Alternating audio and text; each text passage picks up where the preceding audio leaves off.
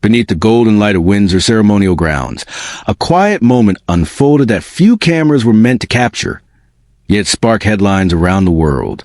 Was Princess and truly making a symbolic gesture toward Princess Charlotte? One that seemed to echo the memory of Princess Diana? And why? According to widespread media speculation, did Camilla's expression shift so noticeably in that instant? Before we explore what has actually been confirmed and separate speculation from documented fact, let's step back into the world of royal tradition, symbolism, and the complicated emotional threads that connect 3 generations of women whose lives have shaped the modern monarchy. To understand why any gesture involving Princess Anne and Princess Charlotte would draw such intense public reaction, we have to understand who Princess Anne is within the royal family's inner architecture. Known for decades as one of the hardest working members of the monarchy, and has built a reputation not on charisma or media attention, but on quiet consistency. Royal historians, including biographer Robert Hardman, have often noted that Anne represents an older, more disciplined model of royal duty, one rooted in service rather than spectacle. This matters because whenever Anne is seen engaging warmly with a younger royal, especially in public, it tends to carry symbolic weight far beyond the moment itself. Princess Charlotte, meanwhile, has increasingly become a figure of public fascination, not simply because she is young, but because of the visual and stylistic parallels commentators have drawn between her and her late grandmother, Princess Diana. Fashion historians and royal watchers have pointed out similarities in certain outfits, hairstyles, and even facial expressions during public appearances. These comparisons are not officially confirmed by the palace, but they have become a recurring theme in media coverage, especially during major royal events, such as Trooping the Color and the annual Christmas Day Walk to Church. This is where the emotional undertone of the title takes shape. When people describe a moment as honoring Diana's legacy, it is rarely because of an explicit statement from the royal family. Instead, it comes from a pattern of subtle visual cues, a gesture, a shared glance, or a stylistic choice that the public and media interpret through the emotional lens of Diana's enduring legacy. Princess Diana remains, more than 2 decades after her death, one of the most emotionally resonant figures in modern royal history. Books such as Tina Brown's The Diana Chronicles and Andrew Morton's Diana. Her true story has cemented her image as a woman whose warmth and vulnerability reshaped how the public views the monarchy. Given this, any perceived resemblance between Charlotte and Diana instantly becomes newsworthy because it reconnects the public to an emotional narrative that never truly faded. This helps explain why a simple interaction between Anne and Charlotte could be framed as a moment of honoring Diana's memory, even without any official confirmation that this was the explicit intention behind Anne's actions. It is important to state clearly that no verified royal statement has confirmed such an intention.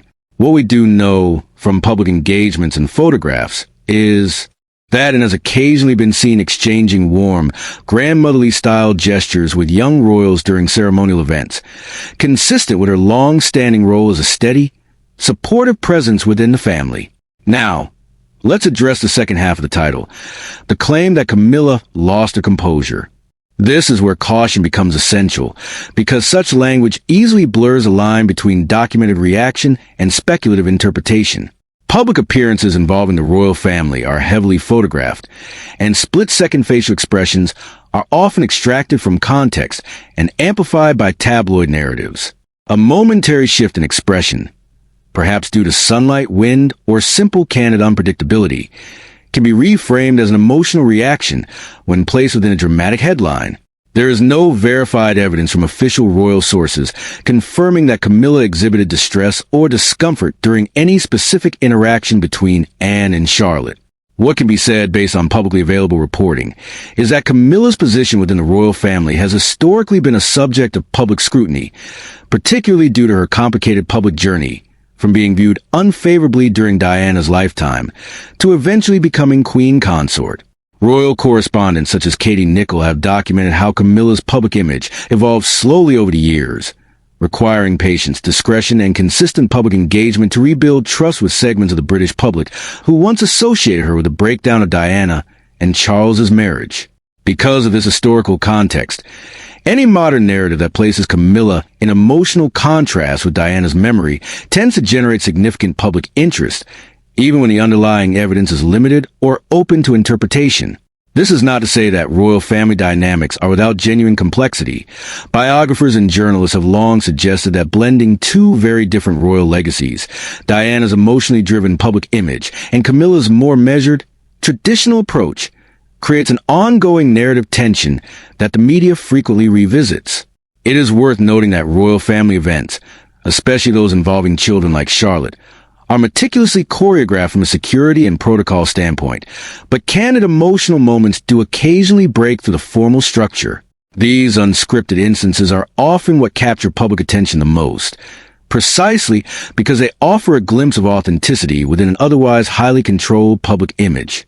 When, and known for her stoic reputation, shows visible affection toward a younger family member, it stands out simply because it defies her usual composed public demeanor. This contrast is part of why such moments spread quickly across social media and entertainment news platforms. Viewers are naturally drawn to instances where a normally reserved figure shows emotion, especially when it can be tied to a broader, more meaningful narrative, such as a continuation of Diana's legacy through her granddaughter. Whether or not this interpretation reflects the true intention behind its actions remains uncertain, but the emotional resonance is undeniable, particularly for audiences who grew up witnessing Diana's public life and tragic death. To further understand the broader context, it helps to examine how the royal family has approached Diana's memory in official capacities over the years. King Charles has spoken publicly on rare occasions about wanting his children and grandchildren to understand their grandmother's compassion and connection with ordinary people. Prince William, too, has spoken about preserving lessons from his mother's approach to public service, particularly her emphasis on empathy and accessibility. These statements, made in interviews and documented public appearances, show a consistent pattern of quiet acknowledgement rather than dramatic public tribute. Documentaries such as those produced around royal anniversaries have similarly reinforced this theme, often featuring commentary from journalists who covered Diana's life firsthand. Given this pattern, it becomes more plausible that gestures, such as the one alluded to in the title, could reflect a broader, ongoing family effort to honor Diana's memory through younger generations, rather than a single dramatic event staged for public consumption. This nuanced interpretation aligns more closely with documented royal behavior than the more sensationalized narrative suggested by tabloid headlines. It also reflects a wider pattern within the monarchy, where symbolic continuity often speaks louder than explicit declarations. Still, it is essential to approach these stories with a balanced perspective. The royal family, particularly under intense media scrutiny, often finds itself at the center of narratives shaped as much by public longing for closure and emotional continuity as by verified fact.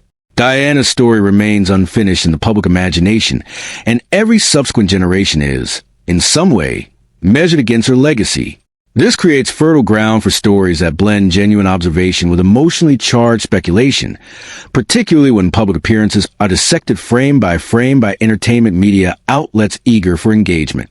It is also worth remembering that Princess Anne's own relationship with Diana was, by most public accounts, respectful but distant, shaped more by duty than personal closeness. This historical nuance adds another layer of interpretation to any modern gesture and might make toward Charlotte. If such a gesture occurred, it could reflect a broader commitment to family cohesion and continuity, rather than a deeply personal tribute to Diana specifically. Without an official statement, however, any interpretation remains speculative rather than confirmed. As we consider the wider significance of this story, it becomes clear that the fascination within Charlotte, Diana, and Camilla is not simply about a single moment captured in photographs or headlines. It reflects something deeper: the public's ongoing desire to understand how memory, tradition, and personal identity intersect within one of the world's most observed families. Diana's legacy continues to influence how people interpret every gesture, every glance, and every subtle shift in composure among those who remain connected to her story, even those who never met her directly. This enduring fascination also reveals something about the emotional architecture of modern celebrity and royalty alike. Public figures, once elevated to a certain level of visibility, become vessels for collective memory. Diana, in particular, occupies a unique space in that memory. She was both deeply private and profoundly public, and her legacy continues to be renegotiated through the actions, appearances, and even silences of those who came after her. Every royal event, therefore, carries the potential to reopen that emotional archive, whether intentionally or not. Whether the moment described in the story unfolds exactly as headlines suggest, or whether it represents a more layered, ambiguous truth shaped by public interpretation, one thing remains certain. The emotional connection between generations of royal women continues to captivate global audiences. It speaks to something universal, the way memory outlives loss, and how a mother's influence can echo silently through the actions of those who carry her name forward, even decades after her passing. In the end, perhaps what matters most is not whether every detail can be perfectly verified, but what these enduring stories reveal about our collective need to hold on to compassion, legacy, and connection across time. Diana's presence, though physically absent for more than a quarter of a century, continues to shape the emotional narrative of the modern monarchy, not through official decree, but through the quiet, cumulative gestures of those who remember her consciously or not. And it is precisely this quiet continuity, rather than any single dramatic headline, that gives these stories their lasting emotional power.